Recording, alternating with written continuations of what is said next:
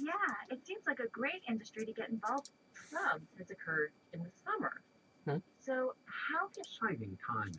As we have seen, the second half of the 18th century was an exciting time in Europe. It was not only an age of great invention, but social changes also led to a rise in all sorts of entertainment, from reading to museums to travel.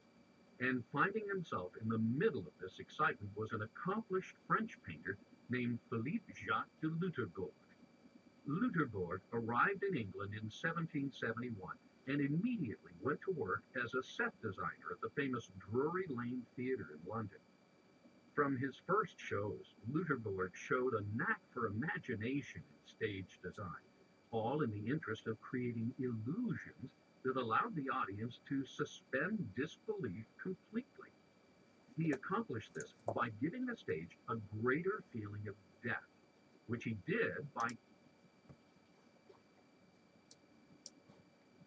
cutting up some of the rigid background scenery and placing it at various angles and distances from the audience. Another realistic touch was using three-dimensional objects on the set, like rocks and bushes, as opposed to two-dimensional painted scenery.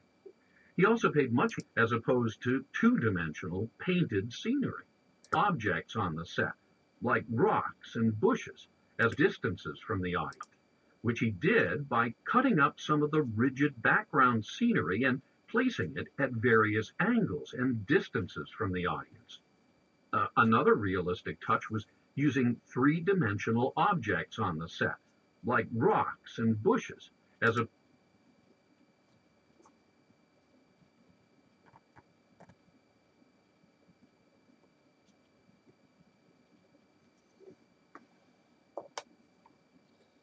opposed to the touch was using three-dimensional objects on the set, like dimensional objects on the set, like rocks, dimensional objects on the set, like rocks and bushes, as opposed to two-dimensional painted scenery. He also paid much more attention to lighting and sound than had been done before.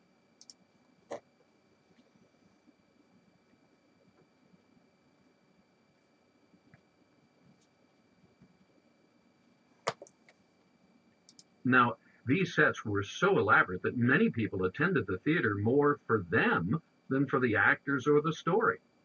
At the time, people were wild for travel and for experiencing new places, but not everyone could afford it. Loutherbourg outdid himself, however, with a show that he set up in his own home. He called it the Eidophusikon. Eidophusikon means something like representation of nature, and that's exactly what he intended to do, create realistic, moving scenes that changed before the audience's eyes. In this, he synthesized all his tricks from Drury Lane, mechanical motion, sound, light, other special effects to create, if you will, an early multimedia production. The Eidophusikon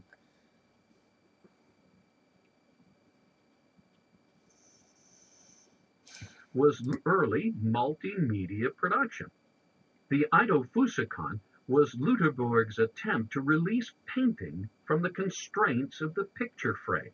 Loutherbourg's attempt to release painting was Loutherbourg's attempt to release painting from the constraints of the picture frame. After all, even the most action-filled, exciting painting can represent only one moment in time, and any illusion of movement is gone after the first glance. But Loutherbourg, like other contemporary painters, wanted to add the dimension of time to his paintings. You know, the popular thinking is that Loutherbourg was influenced by landscape painting.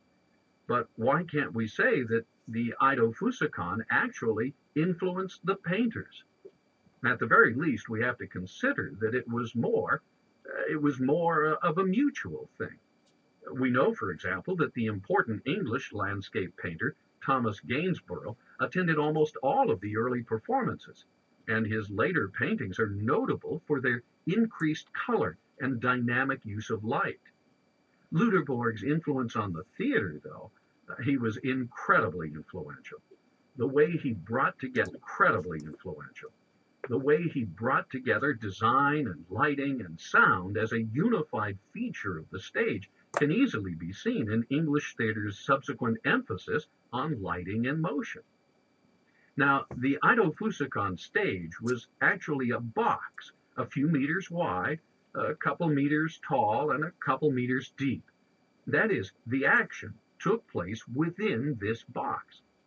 This was much smaller, of course, than the usual stage, but it also allowed Lutherborg to concentrate the lighting to better effect. Also, the audience was in the dark, which wouldn't be a common feature of the theater until 100 years later. The show consisted of a series of scenes.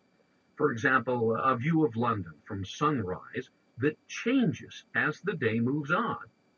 Mechanical figures, such as cattle, moved across the scene, and ships sailed along the river.